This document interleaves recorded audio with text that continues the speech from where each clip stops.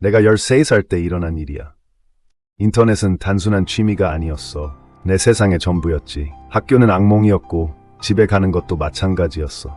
하지만 온라인에서는 내가 원하는 모든 것을 찾을 수 있었지. 그리고 거기서 크리스틴을 만났어. 그녀는 자신이 평범한 10대처럼 사는 14살 빨간 머리 소녀라고 했어. 우리는 몇 달 동안 채팅을 했고 어느 날 밤 그녀가 만나자고 했지. 난 잠시도 망설이지 않았어. 그날 밤 나는 살을 애는 듯한 추위 속으로 몰래 빠져나갔고 텅 빈 거리에 혼자 서서 기다리는 동안 내 숨결은 공중에서 김이 되었지. 엄마가 화내시겠지라고 생각하는 순간 차 한 대가 내 쪽으로 다가오는 것을 보았어. 크리스틴은 운전하기에는 너무 어리지 않나? 젠장, 그녀는 문제아일 거야 라고 생각했지. 하지만 차가 내 근처에 멈춰 섰을 때 나는 남자가 운전석에 앉아 있는 것을 보았어. 그는 입가에 미소를 지었지. 그는 크리스틴이 자신의 조카 딸이고 그녀를 만나러 나를 데려가겠다고 했어. 난 겨우 13살이었어. 물론 난 그의 말을 의심하지 않았고 그를 따라갔지. 그는 나를 숲 근처에 있는 집으로 데려갔어. 크리스틴은 어디 있지? 나는 섬뜩할 정도로 조용한 집 안으로 들어가며 물었지. 갑자기 그가 내 손을 잡고 계단 아래로 끌고 가기 시작했어. 무슨 일이야? 뭐 하는 거예요? 나는 소리쳤지. 그는 대답하지 않고 나를 지하실로 끌고 갔어. 지하실은 악몽 속으로 들어가는 것 같았어. 천장에는 사슬이 매달려 있었고 벽에는 피처럼 보이는 얼룩이 묻어 있었지. 그는 나를 바닥에 밀어붙인 다음 내 발목에 무거운 사슬을 채웠어. 이제 넌 내 거야. 그는 내 앞에서 몸을 굽히며 말했지. 그의 미소는 귀까지 찢어졌고 이빨은 누렇고 삐뚤빼뚤했다. 여기 우리 둘뿐이야. 넌 도망칠 수 없어. 첫날 밤 나는 차갑고 축축한 지하실에 앉아 떨었다. 그때 나는 크리스틴이라는 여자는 애초에 없었다는 것을 알았다. 이 변태는 나를 속였고 이제 나는 그의 죄수가 되었다.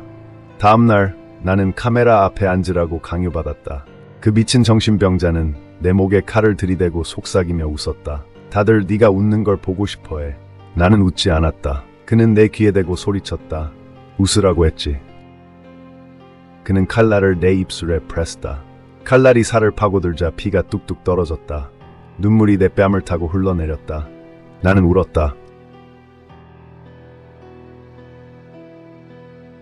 왜 나한테 이러는 거예요? 그래서 말을 안 듣겠다는 거지? 그는 테이프를 꺼내 내 입과 코를 막기 시작했다. 나는 가슴이 답답하고 숨쉬기가 힘들었다. 심장은 마구 뛰었고 공포는 점점 커져갔다. 그는 담배에 불을 붙였고 붉게 달아오른 담배꽁초를 들고 내게 다가왔다. 숨 쉬고 싶어? 그는 부드럽고 거의 장난스러운 어조로 물었다. 그럼 얌전히 있어. 담배가 점점 가까이 다가왔고 매캐한 연기가 내 눈을 찔렀다. 그가 타오르는 담배꽁초를 내 눈알 가까이에 갖다 대자 눈물이 내 얼굴에 흘러내렸다. 내 억눌린 흐느낌이 지하실에 울려 퍼졌다. 그는 먼저 내 목에 담배꽁초를 눌렀고 견딜 수 없는 타는 듯한 고통이 느껴졌다. 내 몸은 경련했지만 사슬이 나를 제자리에 묶어왔다. 내가 방금 너한테 문신을 새겨줬어. 그는 병적으로 웃었다. 그가 마침내 테이프를 떼어내자 나는 숨을 헐떡이며 숨이 막힐 정도로 격렬하게 흐느꼈다. 그는 마치 내가 어린아이인 것처럼 미소를 지으며 내 뺨을 쓰다듬었다. 잘했어. 배우고 있구나. 둘째 날 그는 내 손을 등 뒤로 묶고 카메라 앞에 무릎을 꿇게 했다. 가만히 있어. 그가 속삭였다. 그리고 그는 가위를 꺼내 내 머리카락을 조금 잘랐다. 꼼짝 마. 그가 내 어깨를 잡고 꽉 잡으며 소리다. 내 걸작을 망칠 거야. 나는 피가 날 때까지 입술을 깨물며 비명을 지르지 않으려고 애썼다. 그가 일을 마치자 그는 뒤로 물러서서 자신의 작품을 감상했다. 아름다워. 그가 카메라를 돌려 자신이 한 일을 자세히 보여주며 말했다. 다들 이걸 좋아할 거야. 이 남자가 나를 고문하는 것뿐만 아니라 그것을 촬영하고 있고 13살짜리 아이가 이런 꼴을 당하는 것을 보며 즐거워할 사람들이 있다는 사실은 우리가 얼마나 병든 세상에 살고 있는지 깨닫게 했다. 그렇게 나를 촬영한 후 그는 바닥에서 전기톱을 집어 들었다. 이제 수위를 높일 때야. 그가 전기톱을 켜며 말했다. 나는 기어가려고 했지만 사슬이 나를 잡아당겼다. 그는 내 다리를 잡고 나를 제자리에 고정시켰고 전기톱은 나에게서 몇 센티미터 떨어져 있었다. 목발 좀 쓰는 건 괜찮겠지. 그렇지? 그는 전기톱을 들고 희죽 웃었다. 나는 발버둥 치고 소리 지르고 애원했지만 그는 내 허벅지 쪽으로 전기톱을 가져가며 더 가까이 다가왔다. 금속 이빨이 내 살을 파고들었고 나는 이제 끝이라고 생각했다. 나는 죽을 것이다.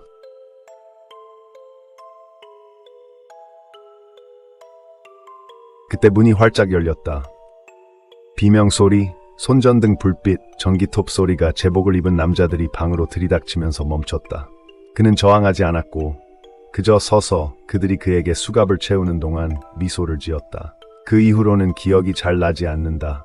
사슬은 사라졌고 누군가가 나를 안고 나갔지만 내 마음의 일부는 여전히 그 지하실에 남아있다. 지금도 눈을 감으면 전기톱 소리가 들리고 살갗에 닿는 톱날이 느껴지고 내가 얼마나 가까스로 그곳을 떠날 수 있었는지 생각하게 된다.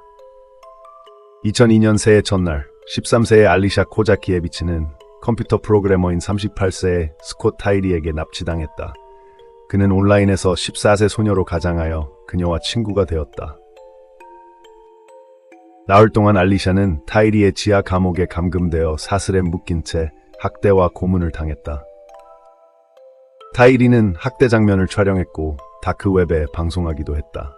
플로리다에 사는 한 시청자는 실종자 전단지와 뉴스에서 알리샤를 알아봤다. 그는 공범으로 몰릴까봐 공중전화를 통해 FBI에 익명으로 연락했다. 타이리의 IP 주소를 추적하여 FBI는 2002년 1월 4일 그를 체포했다. 2003년 9월 타이리는 징역 19년 7개월을 선고받았다. 저는 27살이고 사랑스러운 아들의 엄마이며 아들에게 더 나은 삶을 주기 위해 열심히 일하고 있습니다. 저는 영국 웨스트 요크셔에서 남편 마르신과 살고 있습니다. 우리 사이가 완벽한 것은 아니었고 삶은 행복하지 않았습니다. 마르신은 성격이 급하고 아주 사소한 일에도 화를 잘 냈습니다. 그의 가혹한 말과 잔인한 말들이 제 마음을 아프게 했지만 저는 우리 아들 때문에 곁에 머물렀습니다. 저는 상황이 나아질 수 있다고 생각했습니다. 그날은 제가 쉬는 금요일이었고 저는 집안일을 하고 있었습니다. 마르신은 거의 말이 없었고 거실에 앉아 거의 저를 쳐다보지도 않았습니다. 그날 밤 늦게 그는 친구 패트릭이 저녁 식사를 하러 온다고 말했습니다. 패트릭은 항상 저를 불안하게 만들었고 영화 샤이닝에 나오는 배우처럼 경멸하는 태도를 보였습니다. 하지만 저는 또 다른 싸움을 피하기 위해 아무 말도 하지 않았습니다. 9시쯤 우리 셋은 저녁을 먹기 위해 앉았습니다. 마르신과 패트릭은 개인적인 농담을 주고받으며 크게 웃었고 저는 조용히 식사를 했습니다. 방 안의 분위기가 저를 숨막히게 했지만 저는 아들을 생각하며 이 또한 견뎌내야 할 순간일 뿐이라고 생각하며 침착함을 유지했습니다. 저는 저녁 식사 후 설거지를 하기 위해 자리를 뜨겠다고 양해를 구하며 잠시 조용히 있기를 바랐습니다. 그리고 제가 방을 나서려고 돌아섰을 때 목 뒤에 무거운 압박감이 느껴졌습니다. 제가 반응하기도 전에 전기 충격이 온몸을 덮쳤습니다. 무릎이 풀리고 세상이 빙빙 돌았고 모든 것이 어두워졌습니다. 흙을 파는 소리와 흙이 단단한 표면에 부딪히는 소리에 저는 깨어났습니다. 눈을 떴지만 제가 볼 수 있는 것은 칠흑 같은 어둠뿐이었습니다. 제 손목은 테이프로 앞으로 묶여 있었고 다리는 서로 붙어 있는 것 같았습니다. 움직이려고 했지만 좁은 공간이 저를 압박했습니다. 제가 무언가 안에 갇혀 있다는 것을 깨닫자 공포가 밀려오기 시작했습니다. 작고 비좁은 무언가, 아마도 상자 같은 것 안에 말입니다. 저는 도움을 요청하며 소리쳤고 목소리는 공포에 질려 떨렸습니다. 마르신 무슨 일이야? 억눌린 목소리들이 대답했고 그들의 어조는 소름 끼치도록 차분했습니다. 그녀가 깨어났어. 패트릭이 거의 즐거워하는 듯한 목소리로 말했다. 좋아, 마르신이 대답했다. 그냥 소리 지르게도 이제 아무 상관없어. 제 심장은 마구 뛰었습니다. 그가 무슨 뜻일까요? 더 듣고 싶었지만 상자에 부딪히는 흙 소리에 그들의 말이 들리지 않았습니다. 진실을 깨닫자 숨이 멎는 듯 했습니다. 그들이 저를 산채로 묶고 있었습니다. 저는 소리 지르고 발로 차고 상자를 두드렸습니다. 흙이 쌓여 바깥 세상의 소리를 지워버리자 제 애원은 점점 더 절박해졌습니다. 그리고 몇 분 후 저는 마르신의 차가 떠나는 소리를 들었습니다. 맙소사, 그들이 저를 죽게 내버려 두고 갔습니다. 상자 안의 공기는 점점 더 뜨겁고 희박해졌습니다. 어둠이 저를 에워싸고 공포 속에서 저를 질식시켰습니다. 제 정신은 제가 사랑했던 남자가 어떻게 이럴 수 있는지 이해하려고 했으며 혼란스러웠습니다. 왜? 흙은 계속해서 떨어져 저를 세상으로부터 봉쇄했습니다. 제 몸은 손목을 묶은 테이프를 긁으며 흐느끼는 소리에 떨렸습니다. 그리고 저는 그것을 느꼈습니다. 제 약혼 반지의 날카로운 모서리를요. 숨이 목에 걸렸습니다. 이걸로 쓸 수 있을까? 작지만 어쨌든 뭔가는 될 수 있을 거야. 저는 테이프에 반지를 비틀어 넣고 손가락이 아플 때까지 앞뒤로 문질렀습니다. 시간은 영원히 늘어지는 것 같았고 흙의 무게가 상자와 저를 짓눌렀습니다. 마침내 테이프가 끊어졌습니다. 손이 자유로워졌지만 싸움은 아직 끝나지 않았습니다. 저는 손을 이용해서 골판지 상자 벽을 밀었습니다. 약했지만 흙의 무게로 인해 단단해졌습니다. 저는 있는 힘껏 상자를 긁어댔습니다. 조각조각 찢어발겼습니다. 손톱이 부러지고 손가락에서 피가 났지만 저는 멈추지 않았습니다. 마침내 상자가 무너지고 흙과 돌이 제 주위로 쏟아졌습니다. 저는 고통 속에서 조금씩 밀고 나아갔고 손은 심하게 다쳤습니다. 무덤에서 스스로를 끌어내자 숨이 턱까지 차올랐습니다. 밤의 차가운 공기가 저를 뼛속까지 시리게 했지만 그것은 제가 느껴본 것 중 가장 멋진 것이었습니다. 저는 도로를 향해 비틀거렸고 다리는 탈진으로 떨렸습니다. 옷은 찢어지고 머리카락은 흙투성이었고 몸의 모든 부분이 아팠습니다. 멀리서 헤드라이트 불빛이 희미하게 보이자 저는 도움을 요청하며 미친 듯이 손을 흔들었습니다. 차가 속도를 늦췄고 운전자는 공포에 질린 눈으로 저를 응시했습니다. 처음에 그들은 주저했지만 제가 땅에 쓰러지자 서둘러 달려와 도왔습니다. 저는 쉰 목소리로 간신히 그들에게 무슨 일이 있었는지 말했습니다. 제발 도와주세요. 그들이 저를 죽이려고 했어요. 마침내 경찰은 제 미친 남편과 그의 친구를 살인 미수 혐의로 체포했습니다. 저는 무덤에서 벗어나기 위해 싸웠고 제 아들을 위해, 저 자신을 위해, 그들이 빼앗으려고 했던 삶을 위해 계속 싸울 것입니다. 2011년 폴란드의 젊은 여성 미칼리나 레반도프스카는 남편 마르신 카스프라크와 그의 친구 패트릭 보리스가 그녀를 전기 충격기로 공격했을 때 끔찍한 시련에서 살아남았습니다.